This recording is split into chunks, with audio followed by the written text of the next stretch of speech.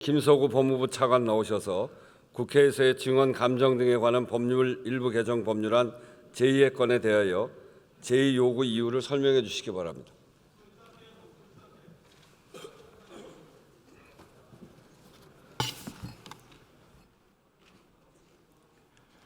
존경하는 우원식 국회의장님, 그리고 의원님 여러분, 2024년 12월 정부에서 제2요구한 국회에서의 증언, 감정 등에 관한 법률 일부 개정안에 대한 제2요구 취지를 설명드리겠습니다.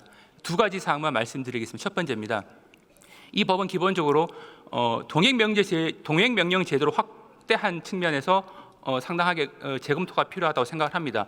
현행 헌법 61조에 의하면 국회는 국회에서의 증언과 감정을 위해서는 증인에 대한 출석 요구를 할 수 있도록 되어 있습니다. 그에 따라서 국회법에 의하면 동행명령을 위반했을 때는 징역 5년 이하의 형에 처하도록 되어 있습니다. 근데 이 개정안은 이 청문회뿐만 아니라 중요한 안건 심사를 위한 경우에까지 동행명령 제도를 확대하고 있습니다. 당초 이 법안이 발의가 된 배경은 2년 전에 국수본부장 낙마 사태가 있었을 때 청문회를 개최했는데 당사자가 출석을 하지 않았습니다. 그래서 청문회만큼은 대상자로 하여금 출석을 강제할 필요가 있다라는 판단하에 청문회에 대해서 확대하는 방안이 법안으로 제출이 됐습니다만 국회 논의 과정에서 중요한 안건 심사에 대해서도 동행명령 제도가 확대하는 방안으로 수정이 되었습니다. 그런데 기본적으로 앞에서 말씀드린 바대로 동행명령 제도를 어겼을 때는 5년 이하의 징역을 처하는 부분이기 때문에 요건에 대해서는 보다 더 명확해야 된다는 게 정부 측 판단입니다. 그래서 형사처벌 대상이 전제가 되는 동행명령 제도가 도입되는 요건이 되는 이 중요한 안건 심사 부분은 이 명확성 원칙에 따라서 분명하게 규정할 필요가 있다는 판단입니다. 두 번째입니다.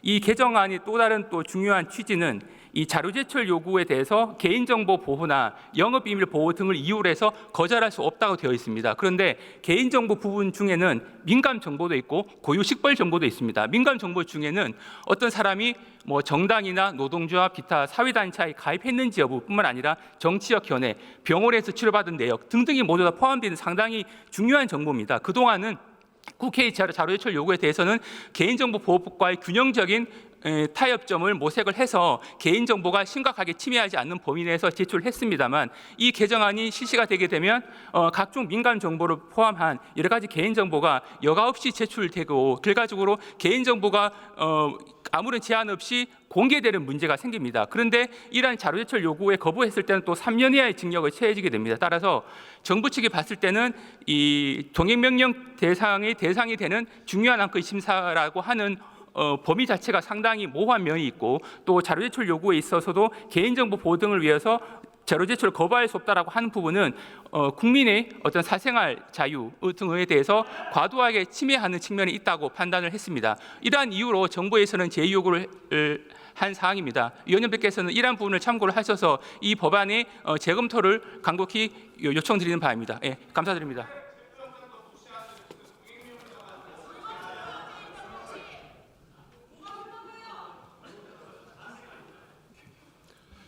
다음은 김서구 법무부 차관 나오셔서 윤석열 정부의 위헌적 비상계엄 선포를 통한 내란 행위의 진상규명을 위한 특별검사 임명 등에 관한 법률안 제2의 건, 윤석열 대통령 배우자 김건희의 주가 조작 사건 등의 진상규명을 위한 특별검사 임명 등에 관한 법률안 제2의 건, 이상 두 건에 대하여 제2요구 이유를 설명해 주시기 바랍니다.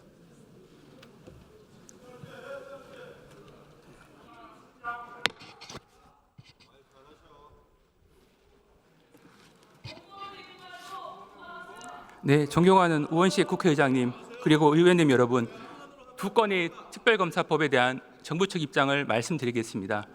두 가지 사항이 핵심적인 내용입니다. 첫 번째, 임명 방식의 정치적 중립성입니다. 기본적으로 특별검사 제도는 정치적 중립성 논란이 있는 사건에 있어서 논란을 없앰으로써 국민의 신뢰를 회복하기 위해서 도입된 제도입니다. 그런데 정치적 논란이 있는 사건을 공정하게 수사하기 위한 특별검사를 임명하는 과정에서 정치적 논란이 있는 임명 방식에 대해서는 신중할 필요가 있다고 판단을 하고 있습니다. 과거 여야가 합의되지 않은 상태에서 특검이 도입된 사례들도 있습니다. 과거에 비춰보게 되면 2003년도에 대북송금 특검 당시에도 여야 합의가 이루어지진 않았습니다. 그런데 당시에 특별검사는 대한변협회장이 추천하는 사람 중에서 임명하는 방식을 채택을 했었습니다. 그리고 2007년도 BBK 특검 때에서는 그때는 야당 측에 또 반대가 있었습니다. 기본적으로 그때도 여야 합의가 이루어지지 않았습니다만 당시는 대법원장이 추천하는 사람 중에서 임명하는 방식으로 결과적으로 특별검사의 임명 방식에 대한 정치적 중립성 위반 논란을 소멸시켰습니다.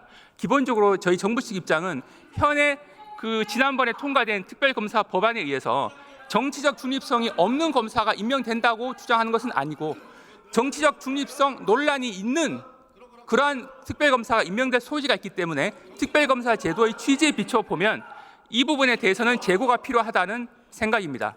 두 번째 사항입니다. 특별검사 제도는 기본적으로 기존 수사가 불충분하거나 미진한 경우에 국민의 신뢰 회복을 위해서 도입된 제도입니다.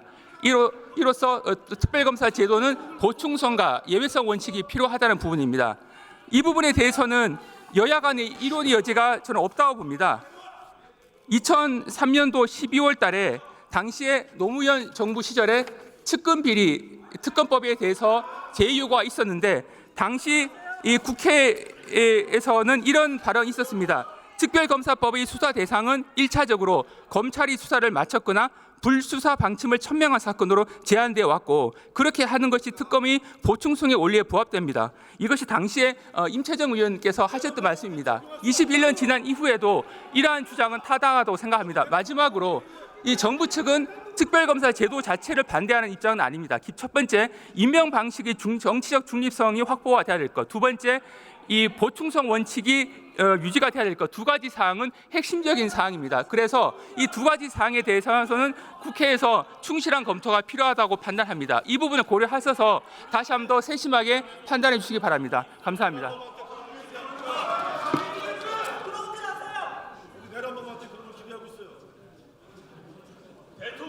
네, 수고했습니다. 그러면 이들 안건을 국회법 제112조 제5항에 따라 무기명 투표 방식으로 표결하겠습니다.